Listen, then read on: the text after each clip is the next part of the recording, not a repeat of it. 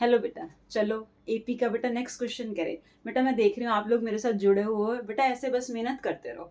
ठीक है, मैं आपको हर वीडियो में बता रही हूँ, मैंने पॉलिनोमियल के और ट्रिग्नोमेट्री के और आपके एपी के सारे इंपॉर्टेंट क्वेश्चन, सारे कॉन्सेप्ट क्लियर के जितने भी वीडियोस बना सकती थी मैंने बनाए हैं। बेटा उनको जरूर जाके देखो और अच्छे से अपने एग्जाम्स की तैयारी करो। ठीक है, चलो नेक्स्ट क्वेश्चन करते हैं बेटा।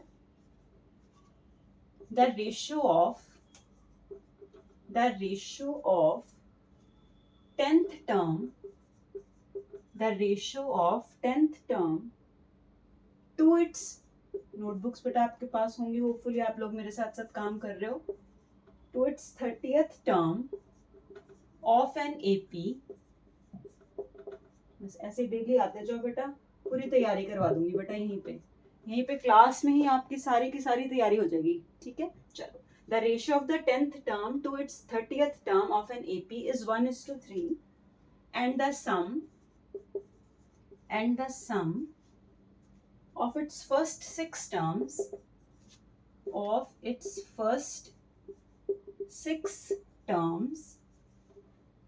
is 42। Find first term and common difference. Question note करो बेटा कॉपी में। Find first term and common difference. ठीक है बेटा, इसको लाइक करो, वीडियो को शेयर करो, कमेंट करो और सब्सक्राइब कर लो बेटा। ठीक है, चलो सोल्यूशन देखो बेटा इसका। The ratio of the 10th term to its 30th term of an AP is 1:3। अब इसका बेटा क्या मतलब है, देखो मैंने तुम्हें समझाया था, nth टर्म का मतलब होता है an, तो 10th टर्म का क्या मतलब हुआ a10। अगर nth टर्म का मतलब होता है an is equals to a plus n minus 1 into d, यही फॉर्मूला हमने पढ़ा है। तो 10th टर्म का क्या मतलब हुआ a10, मतलब a10 is equals to a plus 10 minus 1 into d, मतलब a10 का क्या मतलब होता था a plus 9d। a 30th term का क्या मतलब है, a 30 का a प्लस 29d, मतलब एक कम करके लिखते थे हम। ठीक, अब देखो उसने क्या बोला है, ratio of the 10th term to its 30th term is 1:3। मतलब 10th टर्म की रेशियो किसके साथ, a30 के साथ, कितनी दी हुई है बेटा 1/3। इतनी बार समझ में आई। 10th टर्म, अब ध्यान रखना है सम नहीं लिखा उसने, 10th टर्म लिखा है, तो मतलब a10 30th टर्म लिखा है ना, सम नहीं बोला। तो इज इक्वल टू कितना रेशियो दिया है 1:3, मतलब 1/3।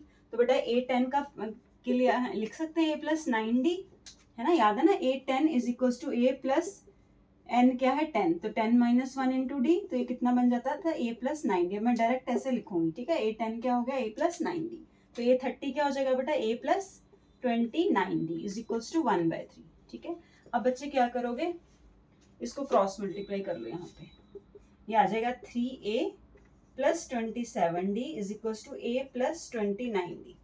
इतनी बात समझ में आई। a10 को a प्लस 9d लिखा, a30 को a प्लस 29d लिखा, equal to 1/3। 3a plus 27d is equal to a plus 29d। ठीक है, 3a minus a is equal to 29d minus 27d। ठीक है, तो a कितना आ गया बेटा आपके पास 2d के इक्वल।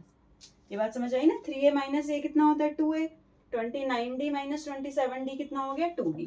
तो बेटा आपके पास 2 कट गया, यहाँ से a की वैल्यू d के इक्वल आ गई, मतलब जो a की वैल्यू आएगी वही d की वैल्यू आएगी, है ना। 2 कट गया, a किसके इक्वल आ गया d के इक्वल। अब देखो, अब वो कह रहा है sum of its first 6 terms is 42। इसका मतलब क्या है S6। अब पेपर में ये ध्यान से पढ़ना कि उसने सम बोला है या कोई 10th 5th 6th टर्म बोली है। ठीक है, ये ध्यान रखना है। अब जब सम बोला है तो S का फॉर्मूला लगेगा S वाला। Sum of its first 6 terms is 42, मतलब S6 कितना दे रखा है बेटा आपको 42 दे रखा है, तो आपको फर्स्ट टर्म और कॉमन डिफरेंस ढूंढना है। चलो फिर Sn का फॉर्मूला याद करो, क्या था, Sn is equals to n/2 2a plus n minus 1 into d, यही फॉर्मूला होता है। ठीक है, चलो इसमें पुट कर देते हैं n/2, n की जगह कितना है 6, 6/2 2a plus n minus 1, n की जगह फिर से 6 into d is equal to 42। इतनी बात समझ आई। S6 का फॉर्मूला लगा दिया, n की जगह 6 पुट करके बेटा। ठीक है, तो ये कट गया, तो कितना आ गया 3 into 2a plus 5b is equal to 42। ठीक है जी, अब इसको सॉल्व कर लेते हैं। 6a plus 15d is equals to 42। ठीक है, अब बेटा a जो है वो d के इक्वल है। ये देखो हमने अभी बोला था ना कि जो a है और d आपस में इक्वल हैं, तो आप a की जगह d पुट कर दो या d की जगह a पुट कर दो, जैसे भी आपको कंफर्टेबल है।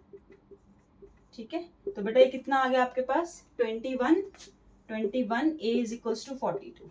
क्यों लिख दो यहाँ पे reason, because a is equals to d। a क्योंकि बेटा d के इक्वल है, समझ आ गया ना, बस इसको इससे मल्टीप्लाई किया है मैंने। फिर a की जगह d, उसने बोला था, हमने अभी प्रूव किया था कि a और d आपस में इक्वल थे, तो हमने a की जगह बस क्या पुट कर दिया, d पुट कर दिया। तो 21 a इज इक्वल टू 42 आ गया। यहाँ से a की वैल्यू क्या आ गई बेटा 42 अपॉन 21, मतलब कितनी आ गई 2 आ गई। तो यहाँ से a की वैल्यू 2, इसका मतलब a और d आपस में इक्वल है, इसका मतलब a is equals to d is equals to 2, ये आपका आंसर है। ठीक है, बस ये ध्यान रखना है कि उसने सम बोला है या कोई टर्म बोला है। ठीक है, उस पर फोकस करके बाकी वैल्यूज पुट करो, जो जो उसने अगर सम बोला तो सम पुट करो फॉर्मूले में, a is equals to d आ गया, वहां से हमने आंसर निकाला। चलो बेटा बाकी नेक्स्ट टाइम करते हैं।